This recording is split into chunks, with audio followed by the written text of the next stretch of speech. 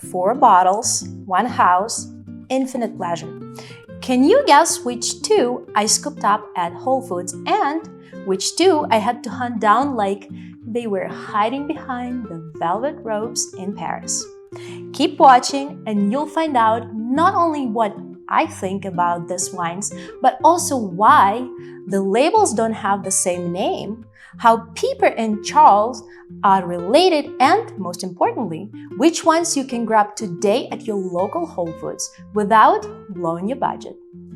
I promise this situationship won't ghost your bank account, and who knows, you might even take it to the next level and give it a permanent fridge space. Piper-Heidsieck Brut Champagne, an audacious house with a flair for drama. From Marilyn Monroe's fridge to Oscar's night stage, this isn't just sparkling wine, this starlet in a glass. The kind that refuses to age out of the role and keeps demanding a better light, just like me. By the end of this episode, you'll know how it scores across grape, taste, price, history, and how it fights in its weight class. So, does Piper-Heidsieck still dazzle, or it is just another name on the credits roll? Let's pour into it before the Academy plays me off with an orchestra music. Welcome to Sip Me Maybe, the podcast where we swirl, sip, and spill the truth about what's in the glass. I'm Julia, and you've just stepped into the space where corks pop and bottles get rated. Before we begin, just a quick disclaimer. I'm not a sommelier, just a wine lover with strong opinions and a soft spot for a good pour. This is a judgment-free zone, no snobbery, no side-eye. I'll share what I'm tasting, and you're more than welcome to share in the comments what you know and what lights up your palate. Today we are uncorking Piper-Heidsieck Cuvée Brut, the flagship and non-vintage champagne built for both the red carpet and your Tuesday night chicken dinner. Founded in 1785 by Florence Louis Heidsieck, Piper-Heidsieck has always landed into bold moves. This was the first champagne house to present wine to Marie Antoinette, who adored its spirit. Centuries later, it became the champagne of Marilyn Monroe, famously said she kept in her fridge. She joked she went to bed with a drop of Chanel No. 5 and woke up to a glass of Piper. So yes, this house knows drama, but does it deliver substance? Piper-Heidsieck roots run deep. Founded during the Age of Enlightenment, it quickly gained fame in Parisian salons and royal courts. Florent Louis Heidsieck presented his sparkling wine to Queen Marie Antoinette in 1785. She was so taken with it that she declared her love publicly, giving the young house instant prestige. From that moment, Heidsieck was no longer just a local fizz. It became the champagne of queens, enjoyed at the French court and setting the stage for its royal and aristocratic reputation across Europe. After Louis's death, his nephew Christian Heidsieck carried the torch, eventually joining forces with Henri Guillaume Piper, a sharp marketer with global vision. Together, they rebranded the house, and in 1838, the name Piper-Heidsieck was born. Fast forward to the 20th century, another pivotal moment. Piper-Heidsieck made it to Hollywood through savvy marketing and high-profile partnerships. In the 1930s, the house began courting the film industry, sponsoring glamorous events, placing bottles in hands of actors, and aligning with studios. By the 1950s, it was the official champagne of the Cannes Film Festival, and later became the pour of the choice at the Oscars. Marilyn's love for it only amplified the allure. Fast forward to today. Piper-Heidsieck sits under the EPI Group, a luxury portfolio that also owns Charles Heidsieck and Rare Champagne. Quick truth check. Piper and Charles aren't the same house anymore, but they're family. Both trace back to Louis Heidsieck in 1785. Over time, here split, creating 2 champagne houses with different cellars and styles. Now they're cousins under the EPI. Different voice, same legendary roots. So why does EPI matter? Because it means serious investment, stable ownership, and sharpened brand identities. No risk of being lost in giant corporate machine. Where Charles Heidsieck is the cerebral one, all about depth, long lease aging, and intellectual finesse, Piper is the theatrical sibling. Bold fruit, extroverted mousse, unapologetically stylish, and made to shine in the crowd. Piper-Heidsieck Cuvée Brut usually is found around $50. Approachable, a champagne you can pour at parties or on a Tuesday night without guilt. Charles Heidsieck Brut Reserve will take you north of 70. Complex, layered, critically acclaimed.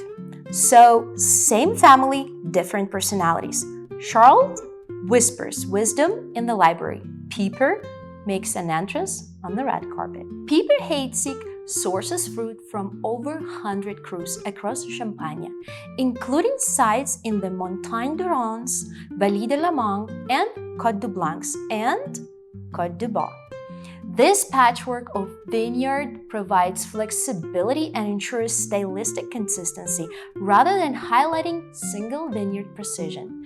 Piper focuses on the artistry of blending at scale. Fermentation is carried out entirely in stainless steel tanks, no oak, preserving crispness, fruit purity, and brightness. The wines spend a minimum of 24 months on the lees, often even longer, before the permanent cork. This aging develops autolytic notes, but the focus remains on vibrancy rather than creamy luxury. For Riddling, Piper relies primarily on gyro palettes. These allow large-scale efficiency and consistency, while cutting production costs. Hand riddling is reserved for limited and prestige cuvées, where romance and tradition outweigh practicality. Dosage. Piper-Heidsieck Cuvée Brut is finished with a brut level dosage of about 9 to 10 grams per liter.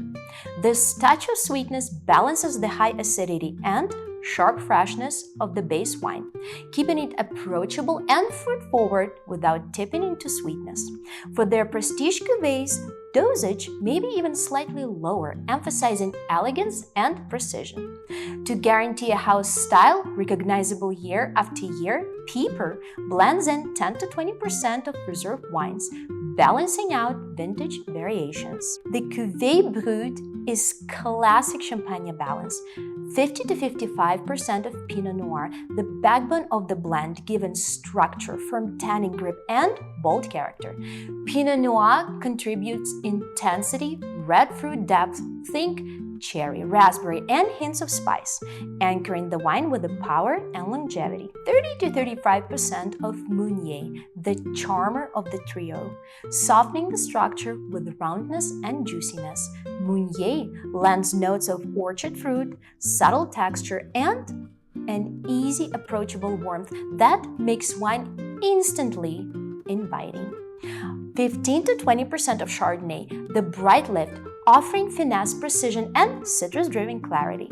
Chardonnay layers in lemon zest, green apple, floral elegance, and mineral freshness, balancing the richness of the darker grapes with energy and poise.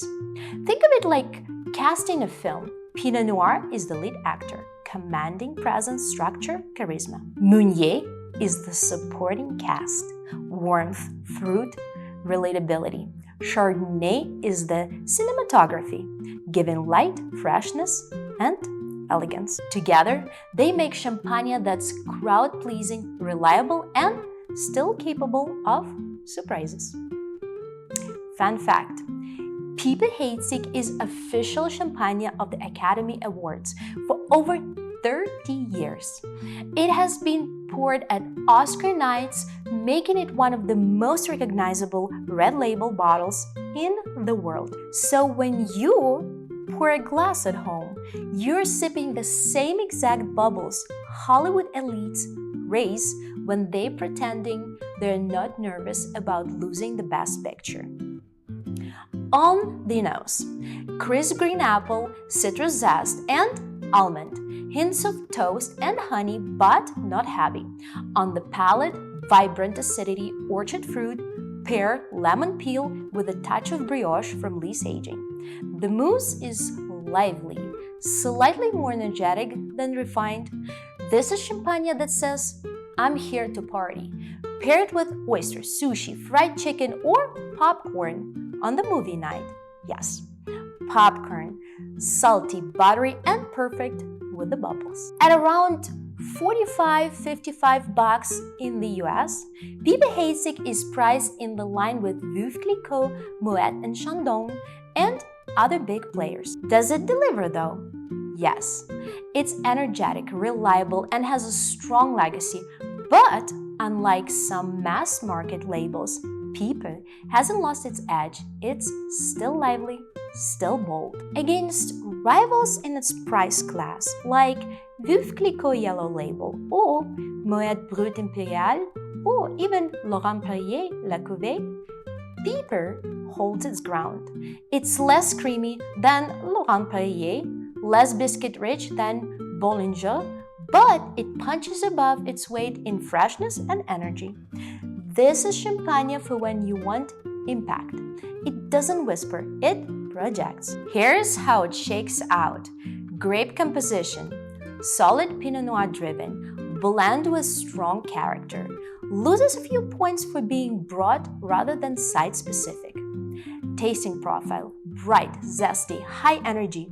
Not the most complex, but it delivers pure enjoyment. History and legacy. From Marie Antoinette to Marilyn Monroe to the Oscars, this house is woven into cultural history like no other. Price versus quality. Good value for the pedigree.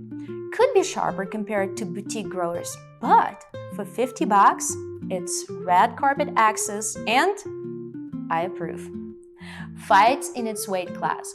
Competes confidently with Veuve and Moet, standing out with freshness and showmanship. Final average, I give this wine a polished 92 on a sip score. Piper-Heidsieck Cuvée Brut is champagne with charisma. It may not be the most announced star on the stage, but it delivers a show worth watching every time. Well, you can't put the champagne cork back in the bottle, but hey, that's half the fun. At least now, you can sip like you studied the label and not just the price tag. I'm Julia, and this was Sip Me Maybe, the podcast where every glass has a story and no sip goes unnoticed. Sip wisely and resist the urge to swirl your bubbles. I'll see you the next pour.